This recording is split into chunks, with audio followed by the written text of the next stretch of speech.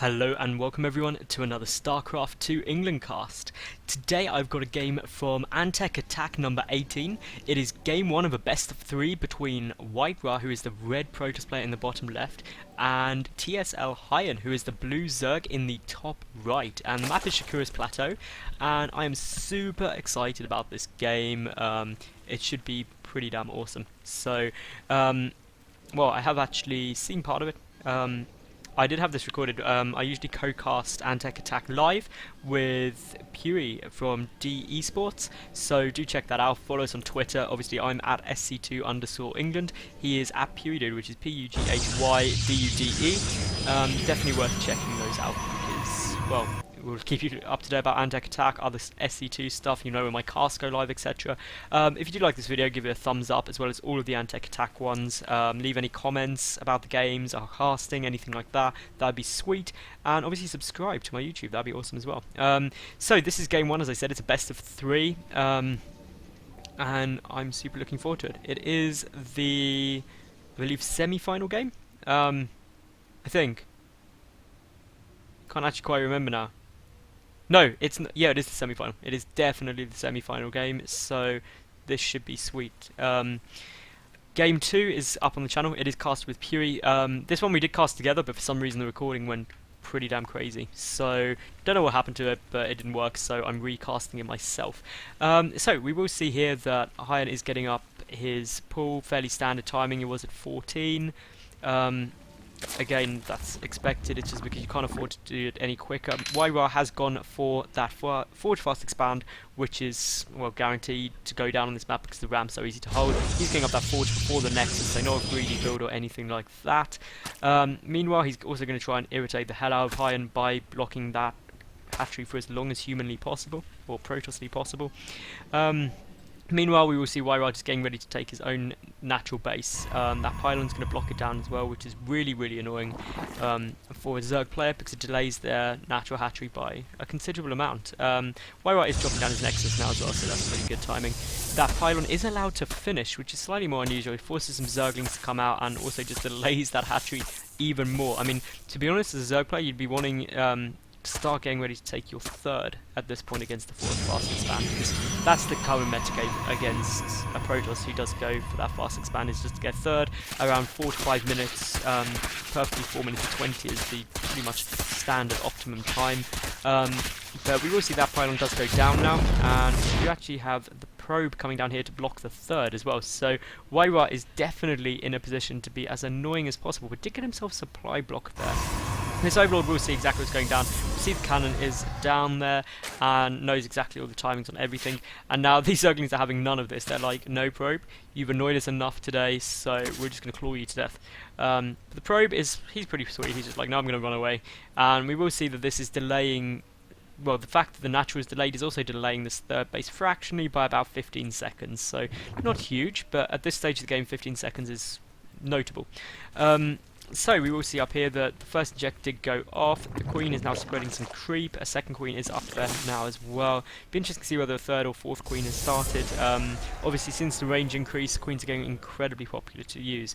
Meanwhile, down at WhiteRa's side, he's getting that cybercore. That's an unusual spot for it, but he's left a big gap here. Usually you see it down here and just leaving a tiny little gap. So that's a bit more unusual, and it's something that HyuN could take advantage of if he had a lot of Zerglings on the field, but he doesn't. So far, there's not too much else going on. Both players are playing pretty passively.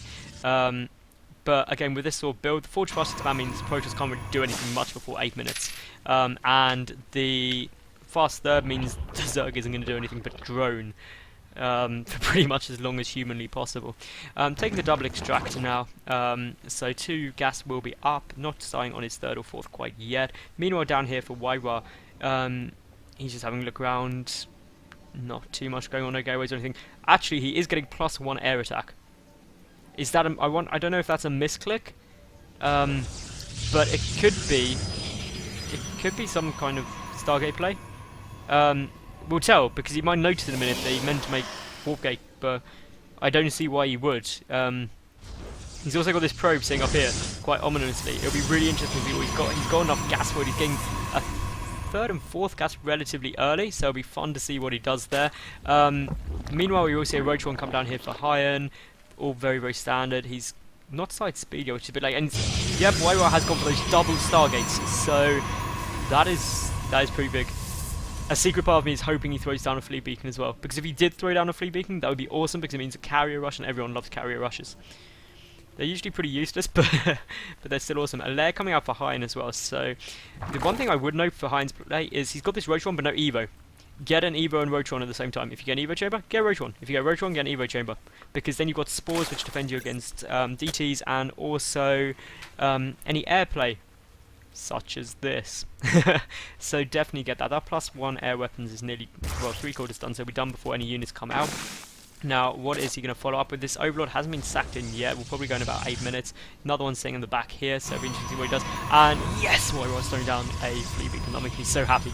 Cannot understand how happy this means. This means carriers, but carriers take forever to build.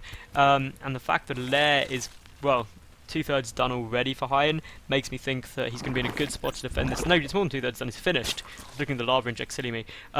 So yeah, that is done. He's got that Evo chamber up as well, so he needs to start getting spores. He also needs to send this Overlord in. He's getting an Overseer somewhere up in this position, so he needs to run that through to see exactly what he's doing. He needs to scout this, because otherwise he's not going to have spores, and there's going to be carriers, and carriers will kill you if they get into decent numbers, especially if you don't have a Spire up for Corruptors. Another Overseer coming down now, so obviously HyuN's a bit worried about DTs or something like that. Meanwhile, he's just running with these Zerglings around.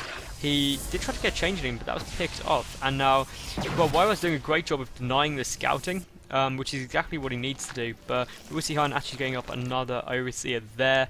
So he can now go in from 2 directions. A bit of banked energy on some of these Queens, though, which is less than perfect. So HyuN's obviously missed a couple of injects.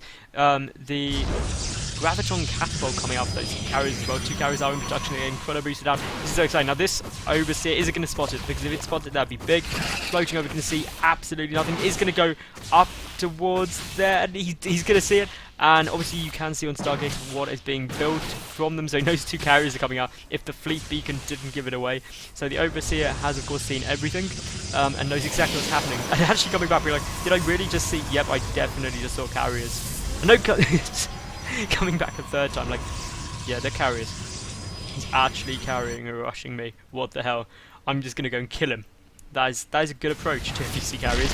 Just kill him before he has a chance to do anything else. WhiteRa is also a tiny bit supply blocked. Well, he's got enough to build 1 more carrier, but the other carrier has had to be cancelled temporarily because he doesn't have enough supply. And these carriers are going to go and attack, but look at this, this is a big push, and there's like literally nothing to defend there. There's 1 Zealot which gets vaporized, a Stalker and 3 cannons. That's not enough to do it. 1 cannon goes down very, very quickly.